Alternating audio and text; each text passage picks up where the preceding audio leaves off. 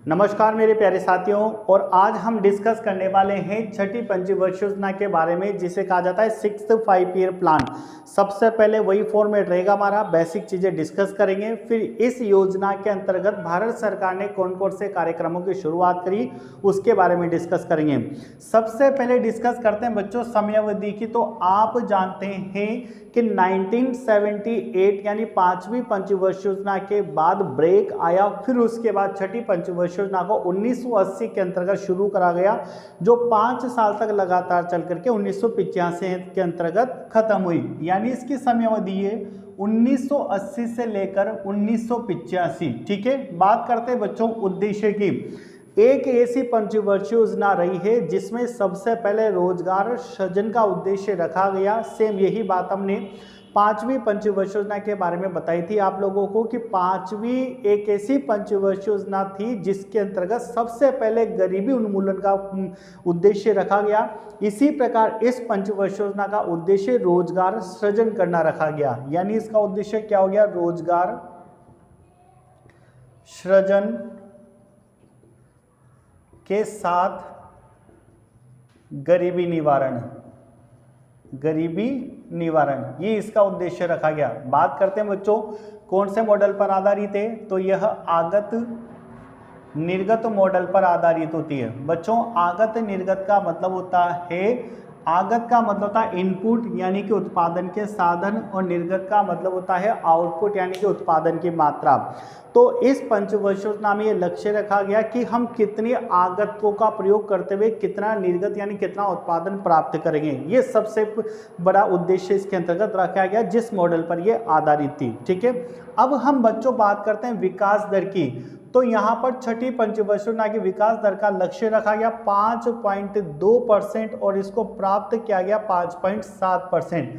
यानी कि हम ये बोल सकते हैं जितना इसका उद्देश्य रखा गया है उससे काफ़ी ज़्यादा यहाँ पर इसको अचीव कर लिया गया है। ठीक है, अब बात करते हैं बच्चों इस पंचवर्षीय योजना के कार्यक्रम की। तो सबसे इम्पोर्टेंट कार्यक्रम है 6 बैंकों का राष्ट्रीयकरण। आपको बताया गया था कि चौथी पंचवर्षीय योजना के अंतर्गत हमारे भारत में 19 जुलाई 1969 को 19 बड़े व्यापारिक बैंकों का राष्ट्रीयकरण करा गया था, जिनकी पूंजी 50 करोड़ रुपए से अधिक थी।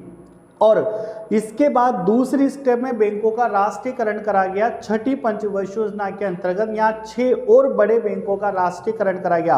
और राष्ट्रीयकरण का अभिप्राय होता है जब सरकार किसी भी चीज का राष्ट्रीयकरण करती है तो इसका अभिप्राय है सरकार ने उसको 100% अपने स्वामित्व या अपने अधिकार के अंतर्गत ले लिया है। तो बच्चों हमारे देश में 6 और बड़े बैंकों का राष्ट्रीयकरण छठी पंचवर्षीय योजना के अंतर्गत करा गया। अगली बात करते हैं नाबार्ड की, जो कि एग्जाम के पॉइंट ऑफ व्यू से काफी इंपॉर्टेंट है। आपको पता है बच्चों भारत एक कृषि प्रधान देश है, और जब तक हमारे कृषि क्षेत्र का विकास नहीं होगा तब तक हमारे देश की अर्थव्यवस्था का आर्थिक विकास या आर्थिक वृद्धि संभव नहीं है। इस चीज को देखते हुए हमारे देश में भारतीय कृषि का विकास करने के लिए एक सबसे बड़ा बैंक बनाया गया, जिसे नाम दिया गया NABARD, national bank for agriculture and rural development. ठीक है, ये हमारे देश में कृषि क्षेत्र से संबंधित सबसे बड़ा यानी सर्वोच्च बैंक कहलाता है, जिसकी स्थापना 12 जुलाई 1982 को करी गई, जो कौन सी पंचवर्षीय योजना में गठित हुआ? छठी पंचवर्षीय योजना के अंतर्गत। तो बच्चों सबसे पहली बात तो आप ये बोल सकते हो कृषि क्षेत्र का सर्वोच्च बैंक, यानी कृषि क्षेत्र का सर्वोच्च बैंक कहलाता है कृषि क्षेत्र, जिसकी स्थापना भारत सरकार के द्वारा 12 जुलाई 1982 को करी गई, और जिसकी फुल फॉर्म होती है national bank for agriculture and rural development. Hindi में कहा जाता है इसको राष्ट्रीय कृषि एवं ग्रामीण विकास बैंक। तो बच्चों मैं यहाँ हिंदी में भी लिख देता हूँ, राष्ट्रीय कृषि एवं ग्रामीण विकास बैंक। ठीक है, चलो बात करते हैं बच्चों हम अगले तीसरे प्रोग्राम की, आयात निर्यात बैंक, जिसे एग्जिम बैंक के नाम से भी जाना जाता है। देखिए बच्चों आयात निर्यात बैंक की बात करें तो EX का मतलब होता है एक्सपोर्ट, IM का मतलब होता है इंपोर्ट। तो बच्चों भारत में एग्जिम बैंक की स्थापना करी गई है 2 जनवरी 1982 को। ठीक है, चौथा प्रोग्राम डिस्कस करते हैं हम। पहली बार यह एक ऐसी पंचवर्षीय योजना रही है जिसमें पहली बार पर्यावरण सुरक्षा और उसके संरक्षण पर बल दिया गया है। ठीक है, काफी इंपॉर्टेंट प्रश्न बनता है यहां से। अगला प्रोग्राम है ट्राइसेम योजना। बच्चों यहां से कई बार एग्जाम में क्वेश्चन देखने के लिए मिलेंगे कि ट्राइसेम योजना की शुरुआत कौन सी पंचवर्षीय योजना के दौरान करी गई है। तो छठी पंचवर्षीय योजना के दौरान ट्राइसेम योजना की शुरुआत करी गई है, जिसका उद्देश्य क्या रहेगा कि रोजगार के लिए ग्रामीण युवाओं को प्रशिक्षण प्रदान करना, यानी जो ग्रामीण क्षेत्र में युवा रहते हैं उनको स्वरोजगार के लिए या रोजगार प्रदान करने के लिए एक स्पेशल ट्रेनिंग प्रोवाइड करना, जिसे कहा जाता है ट्राइसेम योजना। और इसकी फुल फॉर्म होती है training to rural youth for self employment. ठीक है, अगली बात करते हैं बच्चों ड्वाक्रा योजना। ये भी किसमें शुरुआत हुई, इसकी भी छठी पंचवर्षीय योजना के दौरान इसकी शुरुआत हुई। किस लिए?